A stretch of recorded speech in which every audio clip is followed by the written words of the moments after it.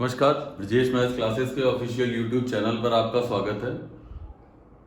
आज हम लोग परम्यूटेशन कॉम्बिनेशन के सेकेंड पार्ट को पढ़ेंगे। आज हम लोग परम्यूटेशन कॉम्बिनेशन के सेकेंड पार्ट को देखेंगे। ये पार्ट पहले से ज़्यादा इंपॉर्टेंट है, लेकिन पहला तो पार्ट अंडरस्टैंडिंग के लिए था, तो जो लोग डायरेक्ट इस पार्ट पर आ गए हैं पहले पहला पार्ट देख लेंगे, उसके बाद उनको ये सारे क्वेश्चन समझ में आएंगे। और आज जितने भी क्वेश्चन होंगे वो ज़्यादातर यूपीएसआई में आए एग्जाम में है, यूपीएसआई है या किसी भी और एग्जाम में आए हुए क्वेश्चंस रहेंगे। ठीक है, तो आज का सेशन थोड़ा ज़्यादा इंपॉर्टेंट है। एक दिन और एक क्लास शायद मुश्किल से और होगी और आपके सारे क्वेश्चंस हो जाएंगे ख़त्म। चलो, जहाँ से ख़त्म किया था वहीं से फिर स्टार्ट कर रहे हैं। हम क्वेश्चन लिख रहे हैं कि रेनबो में आर और डब्ल्यू सदस्य आते हैं। रेनबो, ठीक है ना, यहीं से एंड किया था, यहीं से स्टार्ट कर रहे हैं कि रेनबो के सभी लेटर्स को लेकर कुल कितने वर्ड बनाए जा सकते हैं, कि सभी लेटर्स को लेकर कुल कितने वर्ड्स बनाए जा सकते हैं जिसमें आर और डब्ल्यू सदैव साथ हो। ठीक है, यहीं से स्टार्ट कर रहे हैं। रेनबो के सभी लेटर्स को लेकर कुल कितने वर्ड्स बनाए जा सकते हैं जिसमें आर और डब्ल्यू सदैव साथ हो। तो एक बात देखो, आर और डब्ल्यू सदैव साथ होने का मतलब आर डब्ल्यू एक साथ लिख लिया हमने, AINBO, क्लियर है। मतलब ये है कि जहां भी, पहली बात तो देखो भाई, एक 3 3 6 1 7 है, तो 7 प्लेस तुम्हें फिल करने हैं, क्योंकि जितने भी, अगर इनके सभी लेटर्स को लेकर तुम्हें वर्ड बनाने हैं तो जितने भी वर्ड बनेंगे वो तो 7 लेटर के बनेंगे, क्योंकि इसमें 7 लेटर है। अगर इसमें 7 लेटर है तो जितने भी वर्ड्स बनेंगे वो 7 लेटर के बनेंगे। हमने यहाँ पर कितनी लाइनें खींची, 1 2 3 4 5 6 1 7 लाइनें खींची। अब तुमसे ये कहा गया है कि उसमें आर और डब्ल्यू सदैव साथ आए। आर और डब्ल्यू सदैव साथ आने का मतलब हो जाएगा कि जैसे यहाँ पर आर डब्ल्यू आए तो एक साथ रहे, यहाँ आए तो यहाँ आर डब्ल्यू हो, यहाँ आर डब्ल्यू हो, यहाँ आर डब्ल्यू हो। आर और डब्ल्यू साथ में, जहां कहीं भी आए तो आर डब्ल्यू साथ में आए। आर डब्ल्यू आर साथ में आने का मतलब है कि ये लोग 2 प्लेस को घेरेंगे। पहली बात तो जब भी आएंगे तो ये एक दूसरे को 2 प्लेस घेरेंगे और ये 2 नंबर एक साथ आएंगे।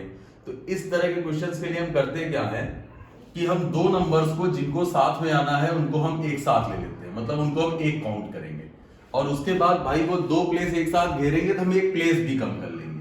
क्लियर है। इसका मतलब अब हम ये सोचेंगे कि 1 2 3 4 5 6 प्लेस है और 6 ही तुम्हें नंबर पुट करने हैं। भाई 6 ही तुम्हारे पास अल्फाबेट आ रहे हैं, 6 ही लेटर्स है या 6 ही तुम्हारे पास अल्फाबेट है। 6 अल्फाबेट से तुम्हें 6 प्लेस भरने हैं। क्लियर है। 6 अल्फाबेट से 6 प्लेस भरने का मतलब पहले प्लेस को 6 तरीके से, फिर 5, फिर 4, फिर 3, फिर 2, फिर 1। इसका मतलब टोटल फैक्टोरियल 6 तरीके से इनको अरेंज कर सकते हैं। फैक्टोरियल 6 तरीके से हम इनको यहां रख सकते हैं। भाई ये दोनों जहां आएंगे साथ आएंगे, इसका मतलब जो एक प्लेस रहा होगा वो ओरिजिनल में 2 है, लेकिन लिखने के लिए हमने उसको 1 लिख दिया है। अब एक चीज बताओ, जैसे मान लेते हैं आर और डब्ल्यू जब भी आएंगे साथ आएंगे, तो ये भी तो आपस में 2 तरीके से अरेंज होते हैं। भाई आर डब्ल्यू AINBO एक वर्ड हो जाएगा, WRAINBO भी तो एक वर्ड होता है। इसका मतलब ये आपस में भी तो 2 तरीके से अरेंज होते हैं। इसका मतलब ये आपस में फैक्टोरियल 2 तरीके से अरेंज होंगे, तो टोटल इतने वर्ड्स बनाए जा सकते हैं रेनबो के सभी अल्फाबेट्स को लेकर जिसमें आर और डब्ल्यू हमेशा साथ में आए, इतने वर्ड्स बनाए जा सकते हैं। ठीक है, इसका मतलब है फैक्टोरियल 6 होता है तुम्हारा 720 इंटू 2 14 40, खत्म आंसर है। ठीक है, नेक्स्ट।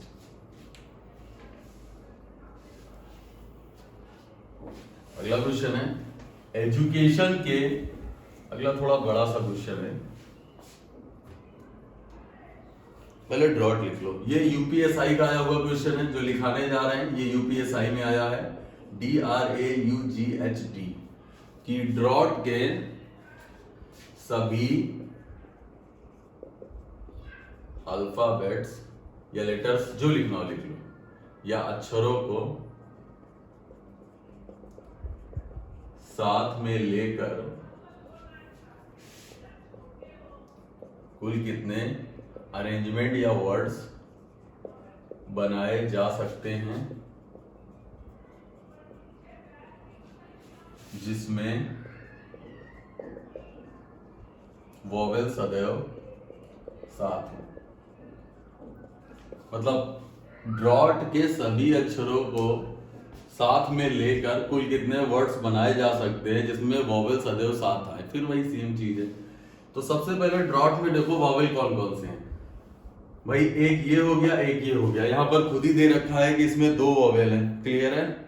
इसमें 2 वोवेल आ रहे हैं, इसमें पहले से ही दे रखा है। तो एक काम कर ले, इसको इस तरह लिख ले हम AUDR, पहले से ही साथ में लिख लेते हैं AUDRGHT।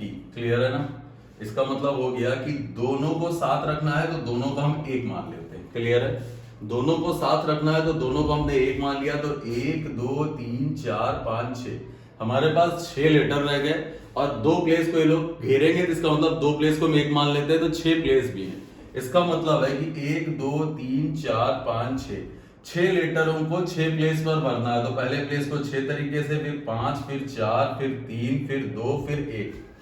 इसका मतलब टोटल फैक्टोरियल 6 तरीके से इनको अरेंज किया जा सकता है। और फिर वही कंडीशन की AUDRGST अगर एक वर्ड है तो UADRGST भी तो एक वर्ड है। इसका मतलब A और U को भी तो वापस हमें 2 तरीके से अरेंज किया जा सकता है, फैक्टोरियल 2 तरीके से। इसका मतलब टोटल तुम्हारा आंसर कितना आ जाएगा? तुम्हारा टोटल आंसर आ जाएगा 1440। इसका भी आंसर आ जाएगा भाई, सेम वही है। फैक्टोरियल 6 इंटू फैक्टोरियल 2, इसका भी आंसर तुम्हारा 1440 आ जाएगा। ठीक है, अगला देखते हैं। अगला क्वेश्चन है एजुकेशन।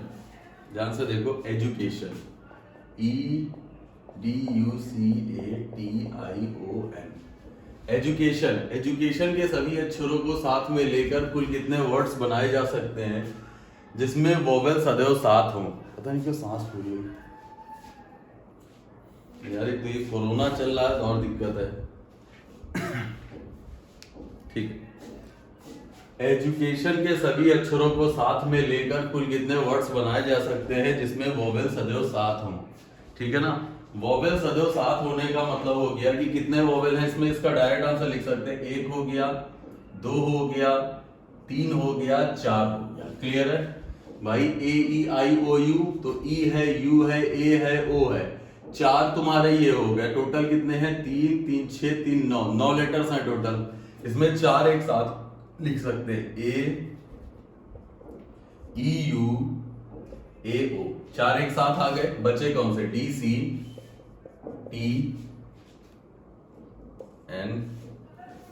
DCTI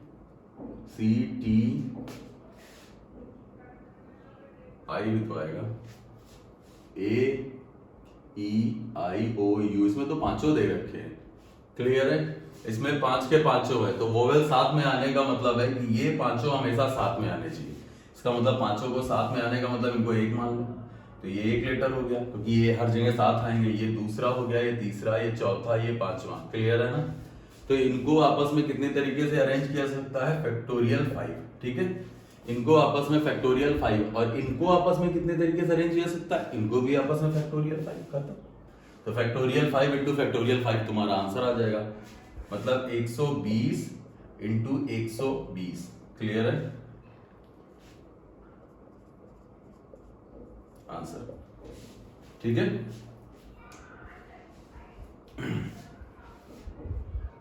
नेक्स्ट अगला क्वेश्चन है कि ABCDEF, ये भी यूपीएसआई 2017 में आया है। DEF सदैव साथ आए। दे रखा है कि अल्फाबेट ABCDEF, अल्फाबेट ABCDEF में DEF सदैव साथ हो। DEF सदैव साथ हो। क्लियर है? फिर वही चीज है कि DEF को हम एक मान लेते हैं। एक हो गया, 2 3 4 फैक्टोरियल 4 और ये कितने हैं? 3 है तो फैक्टोरियल 3 आंसर आ गया भाई। फिर वही सेम कंडीशन बनी कि इन तीनों को हमेशा साथ रहना है, इन तीनों को एक लेटर मान लिया जाता है। डी ई एफ एक सिंगल लेटर हो गया, फिर 2 3 4 फैक्टोरियल 4 तरीके से इनको अरेंज कर सकते हैं, और ये भी तो आपस में एक दूसरे से इंटरचेंज होंगे, ये भी फैक्टोरियल में भी शफलिंग होगी। फैक्टोरियल 3 तरीके से इनको अरेंज कर सकते हैं। फैक्टोरियल 3 का मतलब हो गया 3 2 1, और फैक्टोरियल 4 का मतलब हो गया 4 3 2 1। क्लियर है? तो 24 इंटू 6 144, 24 इंटू 6 तुम्हारा आ जाएगा आंसर 144। ठीक है, अगला है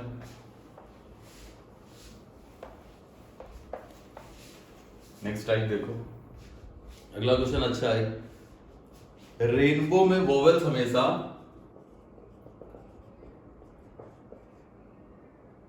रेनबो के सभी लेटर्स या अल्फाबेट्स को लेकर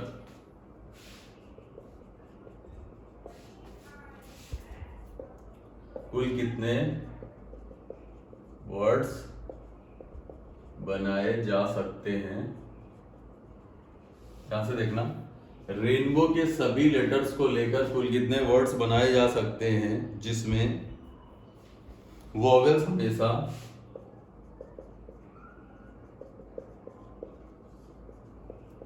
इवन प्लेस पर आए।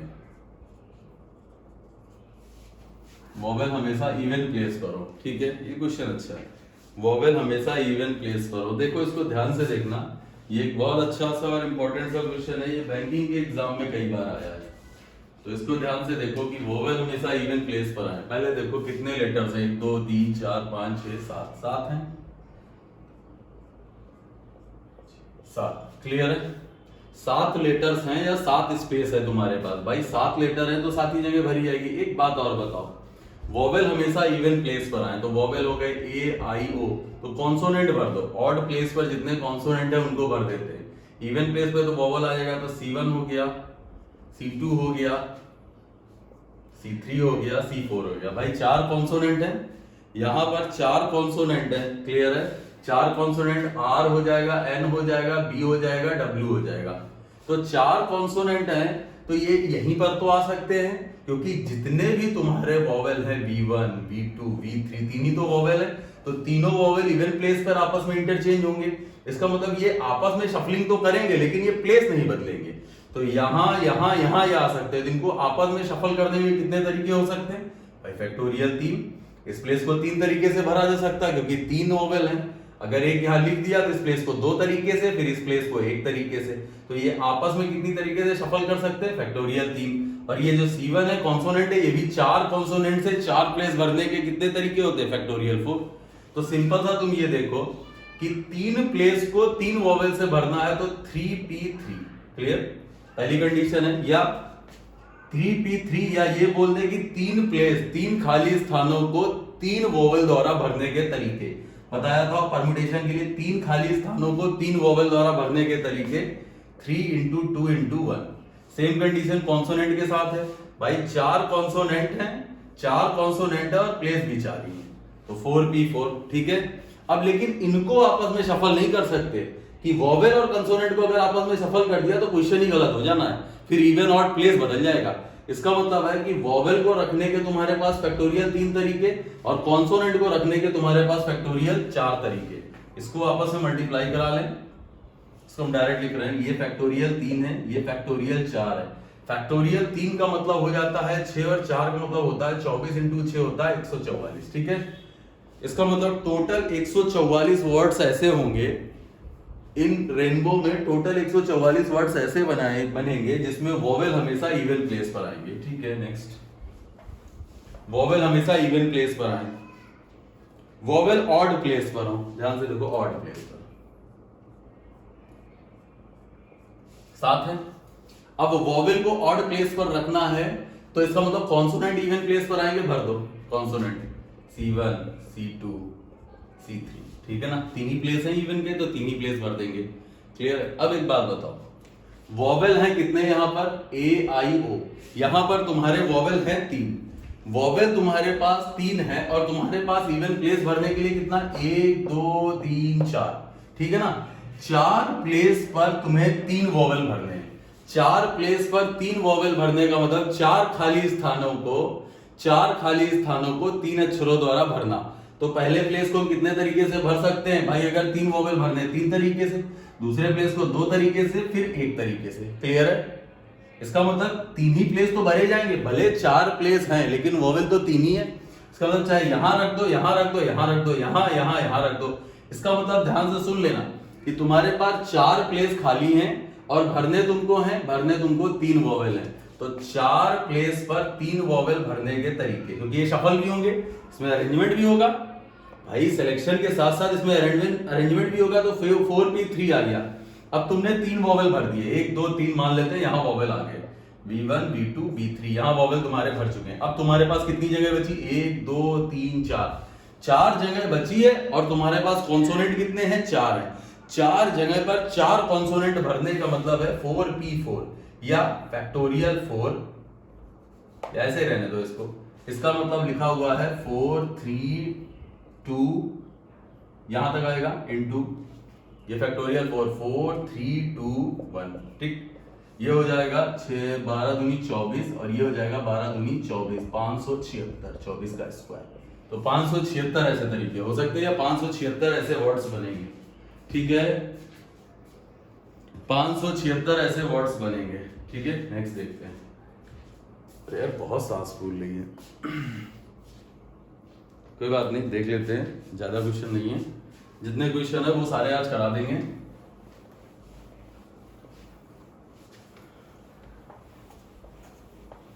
देखो नेक्स्ट क्वेश्चन है, स्ट्रेंथ में वोवेल ऑड प्लेसेस पर आए।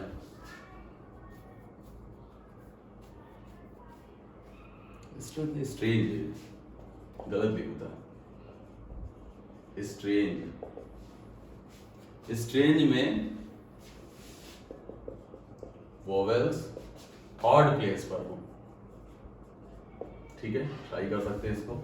स्ट्रेंज में जो भी वोवेल्स आए वो ऑड प्लेसेस पर आए। ध्यान से सुनना कि स्ट्रेंज के सभी अल्फाबेट्स को लेकर कुल कितने वर्ड बनाए जा सकते हैं जिसमें वोवेल हमेशा ऑड प्लेसेस पर आए। फिर से वही काम करते हैं, 2 3 4 5 6 7 बना लो, 7 जगह।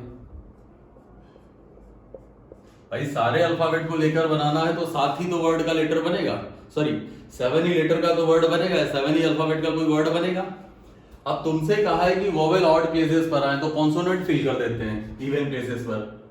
कॉन्सोनेंट है कितने? 1 2 3 4 5, तो 5 कॉन्सोनेंट भरने हैं इवन प्लेसेस पर, C1 C2 C3। कोई बात नहीं भाई, C3 हो गया, कोई बात नहीं, 3 ही है हमारे पास, 3 ही यहां भर देते हैं। तो इसका मतलब हो गया कि कॉन्सोनेंट तो तुम्हारे पास हो गए 5 और वोवेल हो गए तुम्हारे पास 2। एक बात बताओ, वोवेल है तुम्हारे पास 2 और कॉन्सोनेंट है तुम्हारे पास 5। मेरी बात को ध्यान से सुनना, तुम्हारे पास वोवेल को ऑड प्लेस पर भरना है। 1 2 3 4 प्लेसेस हैं ऑड भाई, पहला तीसरा पांचवा और ये 7वां, 4 प्लेसेस ऑड हैं और वोवेल कितने हैं? 2 ही तो हैं, ई और ए। तो 4 प्लेसेस में 2 लेटर्स को भरने के तरीके और उनको शफल भी कराएंगे तो 4p2। क्लियर है? ये अरेंजमेंट हो गया भाई। इनमें से किसी भी 2 प्लेस पर भर सकते हैं, मैंने रख दिए। अगर 2 प्लेस पर वोवेल आ चुके हैं V1 V2 तो कॉन्सोनेंट भरने के हमारे पास कितने रास्ते रह गए? 1 2 3 4 5 प्लेस हैं और कॉन्सोनेंट कितने हैं? 5। तो 5 कॉन्सोनेंट को 5 प्लेस पर भरने के कितने रास्ते हो गए? फैक्टोरियल 5, खत्म। 4p2 into factorial 5, 4p2 into factorial 5। इसको जब तुम सॉल्व करोगे तो 4p2 का मतलब हो जाएगा 4 इंटू 3 और ये होता है 120, तो 12 इंटू 12 हो जाएगा 144 एक जीरो। इतने मेथड्स होंगे या इतने वर्ड्स बनेंगे, ठीक है? Next, mobile. मोबाइल में कॉन्सोनेंट ऑड प्लेस पर आए। अब खुद से भी आप लोग कर सकते हो, सॉरी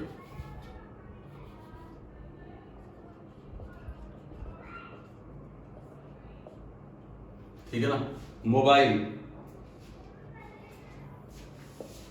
इसमें कह रहा है कि कितने वर्ड्स बनेंगे कि कॉन्सोनेंट या व्यंजन ऑड प्लेस पर।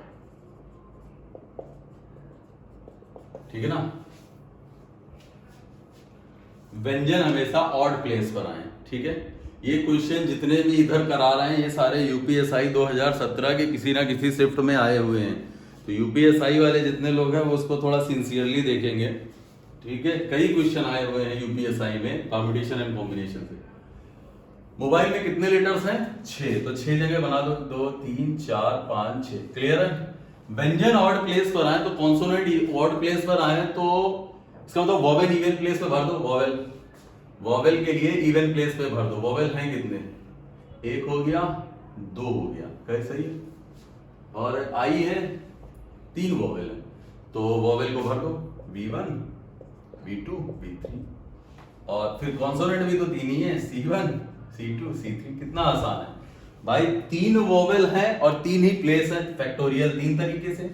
3 कॉन्सोनेंट है और 3 ही प्लेस है तो फैक्टोरियल 3 तरीके से। तो 6 × 6 टोटल 36 लेटर्स बनेंगे, 36 वर्ड्स बनेंगे ऐसे, जिसमें तुम्हारा कॉन्सोनेंट हमेशा ऑड प्लेसेस पर आए, व्यंजन हमेशा ऑड प्लेसेस पर आए, ठीक है। नेक्स्ट, अब इस तरह के कर दोगे आप लोग क्वेश्चन इवन ऑड वाले। अब आप देखिएगा इतने बहुत हैं। नेक्स्ट देखते हैं अगला थोड़ा सा इंपॉर्टेंट पड़ता है और टफ भी पड़ता है। जैसे डिक्शनरी के वाले क्वेश्चंस हैं।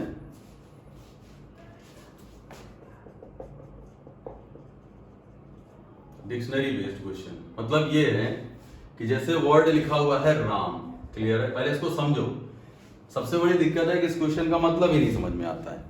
क्वेश्चन में ये कह रहा है कि जो राम वर्ड है ये डिक्शनरी के हिसाब से अगर इसको अरेंज किया जाए तो जो राम वर्ड है भाई, राम वर्ड से जितने भी भाई राम के 3 लेटर हैं, 3 लेटर के बहुत सारे वर्ड्स बन सकते हैं। मीनिंग हो ना हो से लेना देना नहीं है। तो तुमसे ये सिंपल सा पूछा जा रहा है कि डिक्शनरी के हिसाब से अगर राम को अरेंज किया जाए तो राम की रैंक क्या होगी। डिक्शनरी के हिसाब से अगर राम को अरेंज किया जाए तो राम की रैंक क्या होगी। पहले समझो इसका मतलब क्या है। अगर डिक्शनरी के हिसाब से अरेंज किया जाएगा तो सबसे पहला लेटर सबसे छोटा वाला होना चाहिए। जैसे ए आता है डिक्शनरी में, सबसे पहले ए आना चाहिए। उसके बाद भाई M13 है और R18 है तो सेकंड नंबर पर उससे बड़ा आना चाहिए। भाई सबसे बड़ा तो नहीं आना चाहिए ना, उससे बड़ा आता है M। और फिर थर्ड पर उससे बड़ा आना चाहिए तो पहला लेटर तो ये बन जाएगा। अब ए से स्टार्ट होने वाले एक और बन सकता है, वो क्या हो सकता है? ARM बन सकता है।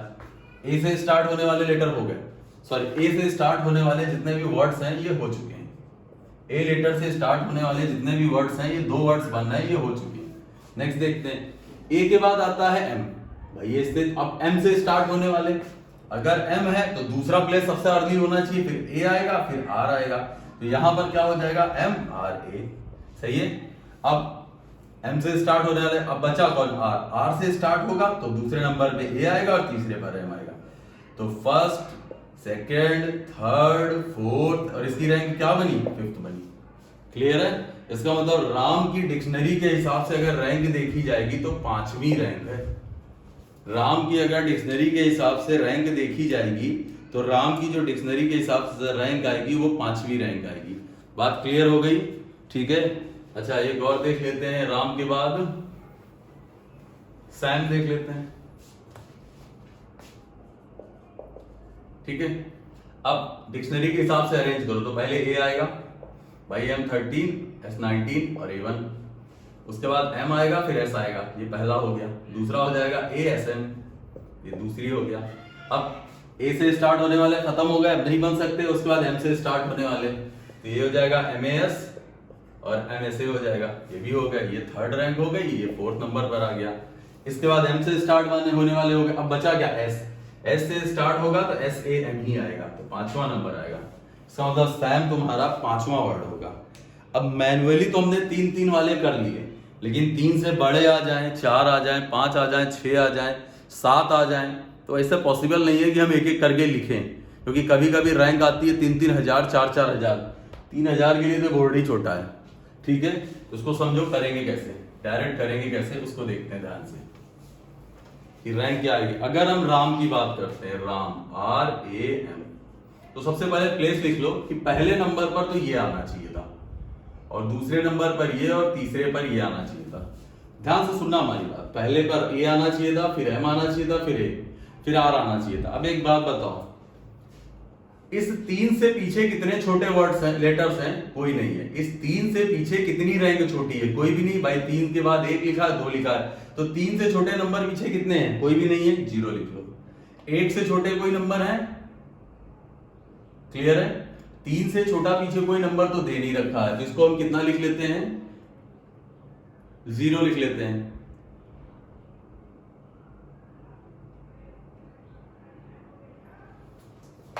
एक मिनट, इसको अरेंज करना पड़ेगा।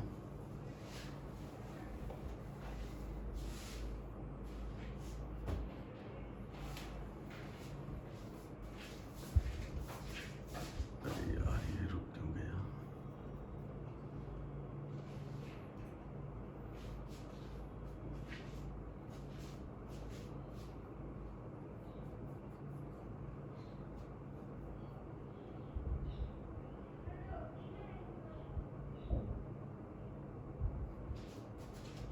ध्यान से देखो, राम है, कुछ गलत हो गया था, राम है, ये 3 भाई, इसमें सबसे छोटा सबसे पहली रैंक इसकी है, इसकी है। उसके बाद M है, 2 लिख लो, इसके बाद R है, 3 लिख लो, ठीक है ना। सबसे पहले आएगा A आना चाहिए, फिर आना चाहिए M आना चाहिए, फिर R आना चाहिए। अब R से छोटे कितने नंबर हैं, 2, यहाँ 2 लिखेंगे। A से छोटे कितने हैं, पीछे नहीं है, और M से कोई है ही नहीं, ठीक है ना। अब इसके बाद क्या करेंगे, डायरेक्ट ध्यान से सुनना। सबसे पहले तो इनको इस तरह लिख लेंगे कि ये फर्स्ट प्लेस पे आना चाहिए था, ये सेकंड पर, ये थर्ड पर।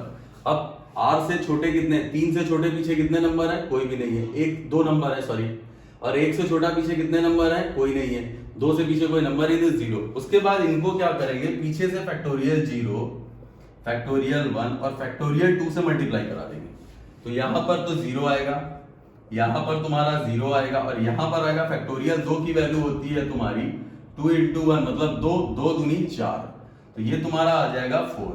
अब जब 4 आया, इसका मतलब अगला वर्ड तुम्हारा राम है, तो +1, तो इसका मतलब 5वीं रैंक है, 5वीं रैंक है राम की, ठीक है। मतलब डिक्शनरी में 5वें प्लेस पर राम आएगा। ये थोड़ा सा दिक्कत हो सकती है, ना समझ में आया है। अगला देखते हैं, SHYAM, या सचिन देखते हैं, SACHIN, सचिन देखते हैं। थोड़ा सा बड़ा सा वर्ड लेते हैं, सचिन, आसान है, समझने की कोशिश करना। तो सबसे पहले आना चाहिए था फर्स्ट पर A इसको, सेकंड पर इसको, उसके बाद H8 होता, थर्ड, फोर्थ, फिफ्थ, और ये 6 पे आना चाहिए था, ठीक है ना भाई। सचिन के हिसाब से अगर इसको पुट किया जाए तो इसमें अल्फाबेट A आता है सबसे पहले, अगर इसी में देखा जाए रैंकिंग कर रहे हैं। उसके बाद आना चाहिए था C को, आना चाहिए था। उसके बाद आता है H 8 नंबर पे आता है, I 9 होता है, N 14 होता है, और S 19 होता है। इस हिसाब से अब देखो, S से पीछे या मतलब 6 से पीछे कितने ऐसे वर्ड्स हैं, या पीछे कितने ऐसे नंबर दे रखे हैं जो कि 6 से छोटे हैं, बस यहीं से देख लो। पीछे कितने ऐसे नंबर दे रखे हैं जो कि 6 से छोटे हैं, तो 1 2 3 4 5 नंबर है। पीछे ऐसे कितने नंबर दे रखे हैं जो 1 से छोटे हैं, तो कोई भी नंबर ऐसा नहीं है जो 1 से छोटा हो, सब 1 से बड़े हैं। पीछे कितने नंबर दे रखे हैं जो 2 से छोटे हैं, कोई नहीं है। 3 से छोटे कोई नहीं है, 4 से छोटे कोई नहीं है, 5 से छोटे कोई नहीं है, 0 रख लिया। फिर से वही factorial 0, factorial 1, factorial 2, factorial 3, factorial 4 और फैक्टोरियल 5। तो एक बात बताओ, यहां पर मल्टीप्लाई, सॉरी, ये 0, ये 0, ये 0, ये 0, ये 0, ये सारे 0 आ जाएंगे। बचेगा क्या, 5 इंटू फैक्टोरियल 5, और फैक्टोरियल 5 की वैल्यू होती है 120। 120 इंटू 5 हो जाएगा 600, और 600 प्लस 1 तो कितना आएगा, 601, ठीक है, खत्म। नेक्स्ट देखते हैं। अब तुम्हारे ही एग्जाम में यूपीएसआई में आया होगा, अगला क्वेश्चन देखते हैं। उसमें रैंक पूछी गई है डिक्शनरी के हिसाब से, कौन सी रैंक होगी उसको देखते हैं। थ्योरी, THEORY, ठीक है ना। इसका आंसर है 505। निकाल के देखते हैं क्या 505 आता है कि नहीं। थ्योरी का जो तुम्हारी रैंक है वो रैंक आती है 505। पहले लिख ले रहे हैं, फिर ट्राई करते हैं, ठीक है ना। THEORY, देखो सबसे पहले देखो भाई, ये फर्स्ट पे आना चाहिए था, उसके बाद सेकंड पर इसको आना चाहिए था, फिर थर्ड पे इसको आना चाहिए था, फोर्थ पर इसको आना चाहिए था, फिफ्थ पर इसको आना चाहिए था और सिक्स पर इसको आना चाहिए था। ठीक है, इसी हिसाब से तो अरेंज होना चाहिए था कि भाई अगर देखा जाए E5 है, H8 है, O15 है, R18 है, Y तुम्हारा 25 होता है और 25 होता है, ठीक, और T20, तो ये 5वें नंबर पे आना चाहिए था। अब देखो इससे छोटे कितने लिखे हुए नंबर, तो 1 2 3 4, 4 नंबर छोटे हैं इससे, क्लियर, इससे छोटे हो गए 4 नंबर। 2 से छोटा सिर्फ एक नंबर है, 1 से छोटा कोई भी नहीं, 3 से छोटा कोई नहीं है, 4 से छोटा कोई नहीं है, 6 से छोटा कोई नहीं, क्लियर है ना। तो फैक्टोरियल 0 1 2 3, यहाँ फैक्टोरियल 4 से और यहाँ फैक्टोरियल 5 से मल्टीप्लाई कराएंगे। देखो फैक्टोरियल 5 का मतलब हो जाता है 120 इंटू 4 प्लस, और फैक्टोरियल 4 का मतलब होता है 24 इंटू 1, तो 12 चौक 48, 480 प्लस 24, 480 प्लस 24 देखो तुम्हारा हो जाएगा 504। और हमने तुमसे कहा था अगर एक नंबर हमें एक्स्ट्रा बढ़ाना पड़ेगा क्योंकि हमें थ्योरी की रैंक पूछी गई है, थ्योरी से पीछे तक का है, थ्योरी की रैंक तुम्हारी +1 तो 505 आएगी। यही तुम्हें मैंने पहले ही बताया था कि थ्योरी की रैंक 505 है। ठीक है, एक एग्जाम में तुम्हारे और क्वेश्चन आया है यूपीएसआई में, अब वो तुम्हें लगाने हैं, हम आंसर बता दे रहे हैं, खुद से ट्राई करना, या देखना हो तो एक और देख लेते हैं और कोई छोटा सा हम बता दें। PARD लेपर्ड, इसका आंसर था तुम्हारा 2462, इसको आप लोग ट्राई करना, 2462 था। और लखनऊ,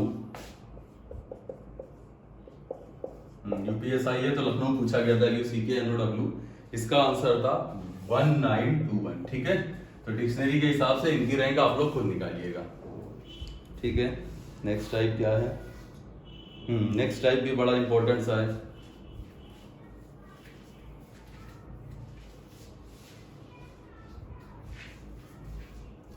ध्यान से देखो,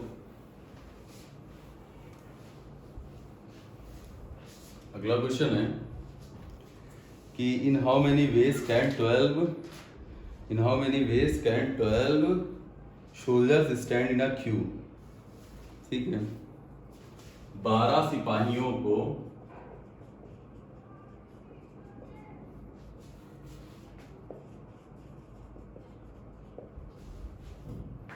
ठीक है ना, 12 सिपाहियों को किसी लाइन में कितने तरीके से खड़ा किया जा सकता है। ये क्वेश्चन थोड़ा सा समझने में दिक्कत हो सकती है क्योंकि इसमें हो सकता है लोग परम्यूटेशन के लिए कॉम्बिनेशन लगा दें, ये सोचे कि 12 सिपाही हैं, 12 सिपाहियों को एक लाइन में सीधे खड़ा कर दो।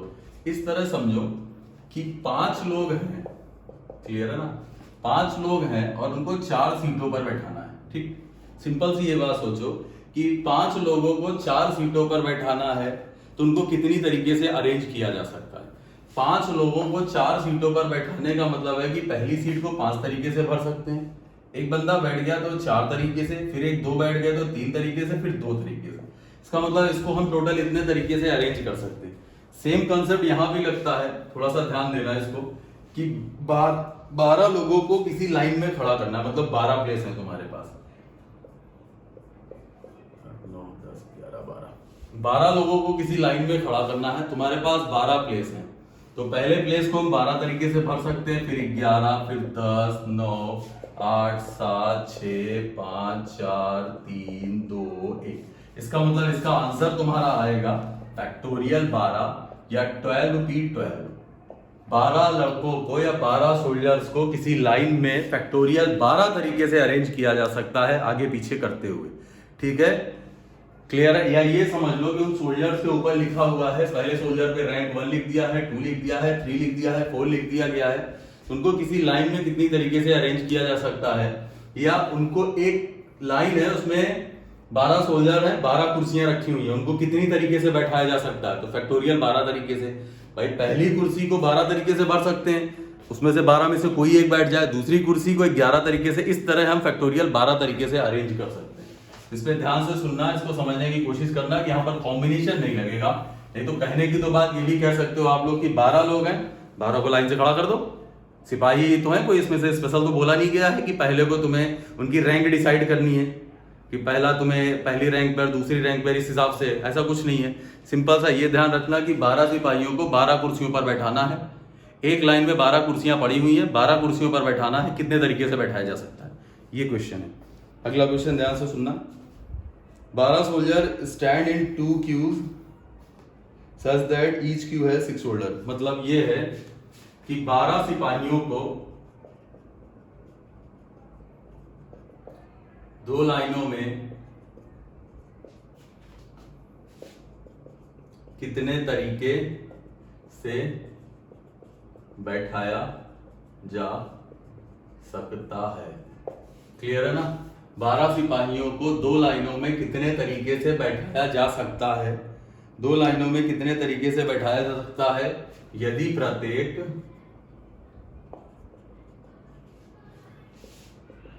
लाइन में 6 कुर्सियां हैं। बस खत्म।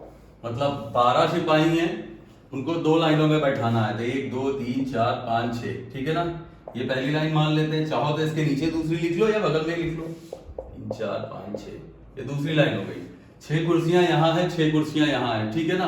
अब 12 सिपाहियों में यहाँ 12 तरीके से 11, भाई पहली सीट को 12 तरीके से भर सकते हैं, फिर 11 10 9 8 7, ठीक है ना? फिर 6 5 4 3 2 1। इसका मतलब सिंपल सी बात ये है कि 12 सिपाहियों को, भाई एनपीआर का मतलब होता है कि एन वस्तुओं द्वारा आर खाली स्थानों को भरना।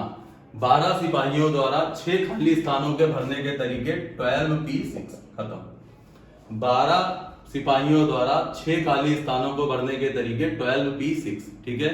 अगला आता है, अब 12 सिपाहियों में से 6 तो बैठ गए, बचे कितने? 6 सिपाही। 6 सिपाहियों द्वारा 6 स्थानों को भरने के तरीके 6p6, ठीक है? अब ये भी तो कह सकते हैं कि ये लाइन आपस में इंटरचेंज भी तो हो सकती है, ये वाले आगे बैठ जाएं, ये वाले पीछे। इसका मतलब इनको आपस में कितनी तरह अरेंज कर सकते हैं? फैक्टोरियल 2। समझ में आया? भाई ये लाइन पीछे चली जाए और ये लाइन आगे आ जाए, तो ये भी तो लाइन आपस में फैक्टोरियल 2 तरीके से अरेंज हो सकती है। तो इसका आंसर आ जाएगा कि पहली लाइन में 6 सिपाही बैठाने हैं, तो 12 में से 6 को चुनने के कितने तरीके हो गए? 12p6। दूसरी लाइन में 6 सिपाही पहले सेलेक्ट हो चुके हैं, बचे कितने? 6। 6 में से 6 को चुनने के तरीके 6p6 लिखो या फैक्टोरियल 6 लिखो, बात एक ही है। और इनको भी तो आपस में 2 तरीके से अरेंज कर सकते हैं कि पहली 6 वाली लाइन या दूसरी 6 वाली लाइन भी तो ऊपर नीचे ले आ सकती है। ये ऊपर आ जाए, ये नीचे आ जाए, या ये आगे है ये पीछे आ जाए। इसका मतलब इसको फैक्टोरियल 2 तरीके से अरेंज कर सकते हैं। ये तुम्हारा आंसर था। अगला क्वेश्चन है कि 12 सिपाहियों को कितनी लाइनों में खड़ा करना है? 12 सिपाहियों को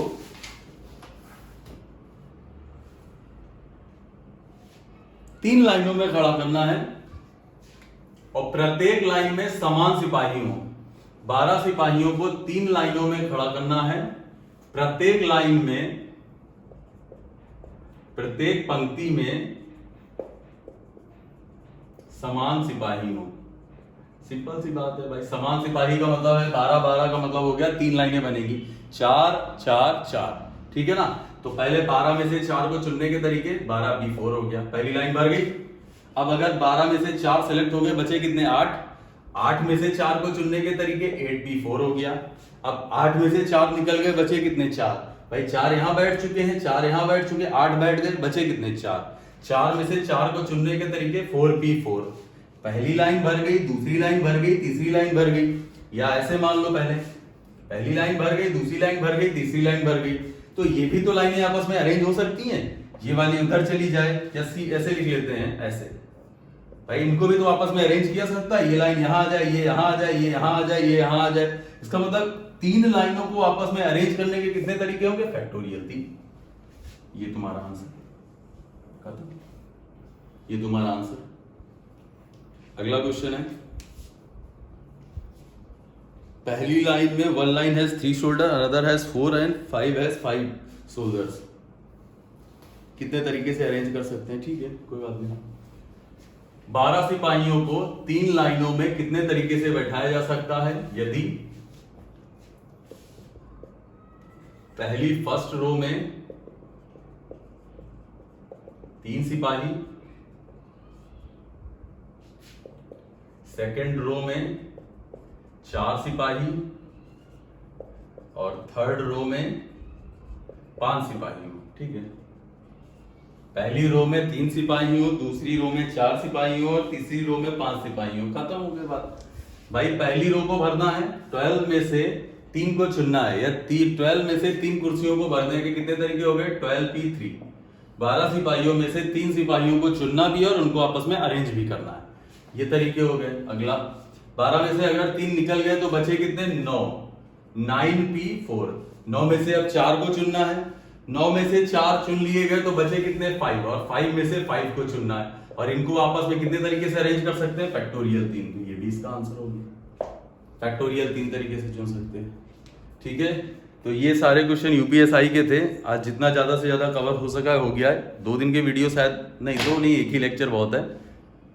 अगले वीडियो में जितना ज्यादा से ज्यादा हो जाएगा खत्म हो जाएगा। तब तक के लिए नमस्कार। वीडियो पसंद आए तो लाइक, शेयर और सब्सक्राइब करें।